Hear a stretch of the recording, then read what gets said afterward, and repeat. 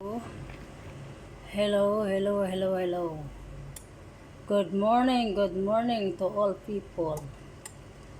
Ito, gumawa tayo ng gawa mga kalods. Gawa tayo ng gawa mga kalods. Yung tubig niya, dito kutob. Dito kutob yung tubig niya. Dito ang tubig niya. Ito, makita mo yung tubig niya. Ayan, kumukulo na. Pag dito pa lang, huwag mo siyang ilagyan ng gawa. Pag dito na, pwede mo siyang lagyan ng gawa. Ngayon, ang lalagay natin mga kalods, ganito lang. Kadami. Tulad dito. Bawasan natin. Yan.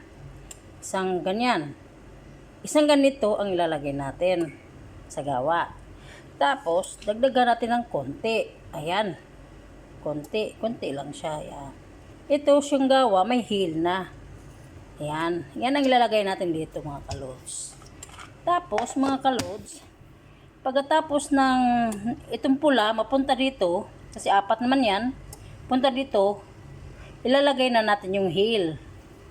Heel. Ito yung heel niya. Ito yung heel niya mga kalods. Ngagi blender. Ayan. Lagyan natin ng heel, tapos lagyan natin ng kunting chaparan. Kunting chaparan, di palabi, kaya may color ang chaparan. Ayan ang mangyayari. Pag natapos na to, dito mga kalods, tapos na. Pwede na natin ilagay sa kanyang lagyan ng gawa. Tulad nito mga kalods. Dito na natin siya ilagay. Kanyang gawa. Ito naman isa mga kalods. Ito yung chai. Ngayon, pag pula siyang unang pula nito mga kalods, dapat na yung tubig mo mapakulo na. Yung galing na dito. Na kumukulo na niya. Para mabilis. Ngayon, ilagay siya natin dito. Pindutin natin, nagpula na siya. Tapos, pag nagpula na siya, unang pula, wag mo muna ilagay yung apat na chai. Pagdating dito sa pangalawa, tsaka natin ilagay yung chai, tea. Tapos, pagdating ng tatlo, hayaan mo muna siyang kumulo hanggang mag-apat, tsaka natin tanggalin. Ito ang paggawa ng gawa, mga kalods. Dito sa mga Middle East. Ayan, mga kalods. Ito na yung, pag natapos, dito natin ilagay yung chai. Yung chai niya. Ito yung chai. Yung chai niya, nag-color na. Yan ang mailhanin mo pag chai. Yan ang color niya. Ito naman yung gawa na medyo maputi. Ito. Ngayon, titingnan natin yung kanyang yung pula. Ngayon, tatlo na siya. Malapit na siya matapos. Ngayon, ito, dalawa pa man. Nagkulo pa man siya. Pag tatlo, ilagay natin yung heel. Ayan, mga kalods. Ayan. Yan ang technique sa paggawa ng gawa, mga kalods. Paggawa natin ng gawa at paghimo ng gawa, ganyan ang paggawa. Ganyan kasimple na paggawa ng gawa kapag ikaw gusto mo pumunta ng Middle East. Gusto niyo pumunta ng Middle East, ayan, kailangan mo matutong gumawa ng gawa. Kasi, paggagawain talaga kayo, pag pumunta kayo ng Middle East, pag pumunta kayo ng, yung OFW kayo. Kahit basta first timer, ayan, turuan naman kayo, pero sa una, mahirap. Sa katagalan, maisi-easy na lang. Yan ang Pero pag sakala naman siya mga kalods, is 5 minutes lang. Pakuluan mo lang siya ng 5 minutes. Kumulo na siya, pagdating ng 5 minutes, kumulo na siya, tsaka, pag alam mo kumulo na yung tubig, ang gawin mo, ilagay mo na yung gawa.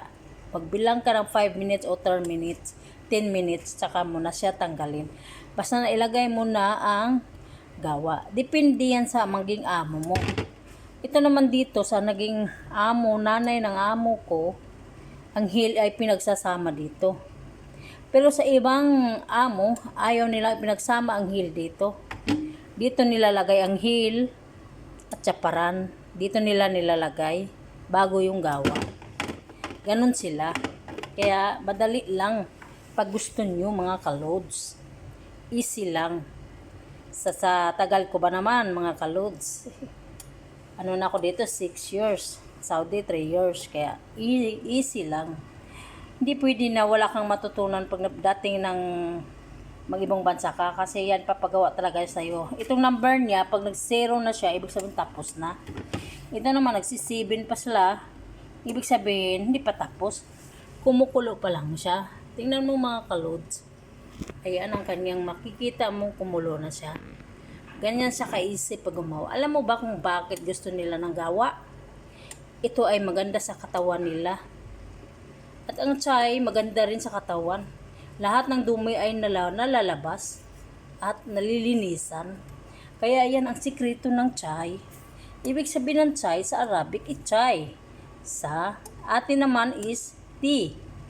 Ito ay maganda sa katawan natin. Kasi lahat ng dumi ay natatanggal mga kalods. Kaya ayan mga kalods. It's very very easy ng trabaho. Diba kalods? Ayan ang ating chai in gawa mga kalods. Tingnan natin ang mga kalods pag natatapos na siya. Ganito simple mga kalods pag gumawa ng chai. Ayan. Ito, lapit na. Ito na lang. Malapit na sa. Lilipat na natin siya dito sa matar. Ito yan. Sa kanyang thermos. Matar ang tawag sa kanila. Sa atin naman thermos na maliit mga kalods. Ito naman 5 na lang. Ngayon, pagdating yan mga kalods, pwede na natin lagyan ng heel.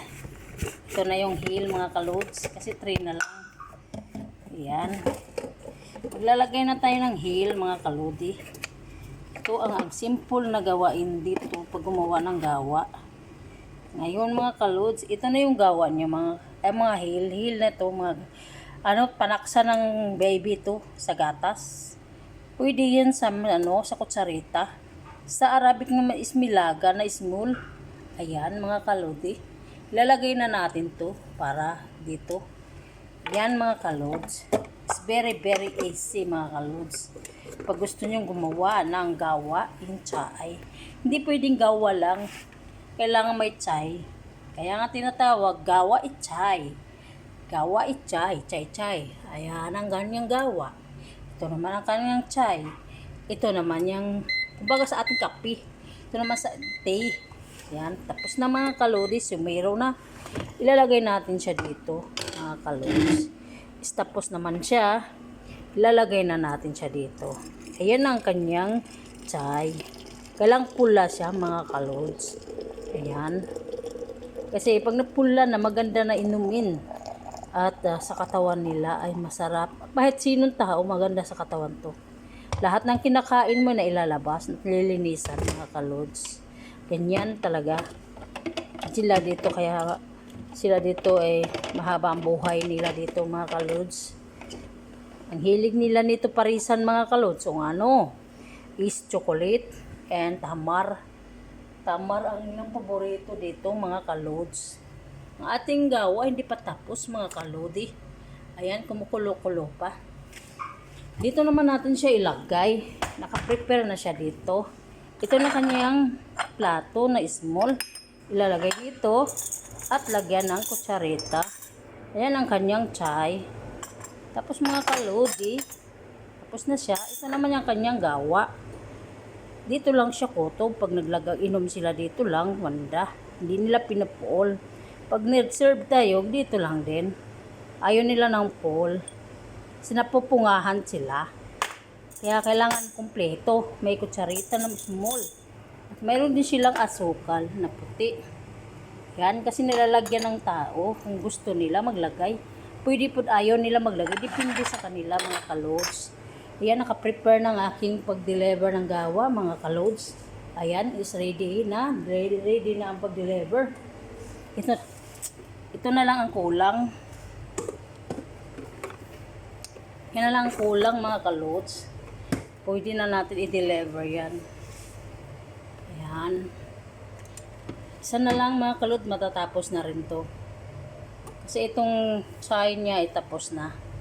4 na pirasong chai ang nilalagay ko para pula siya.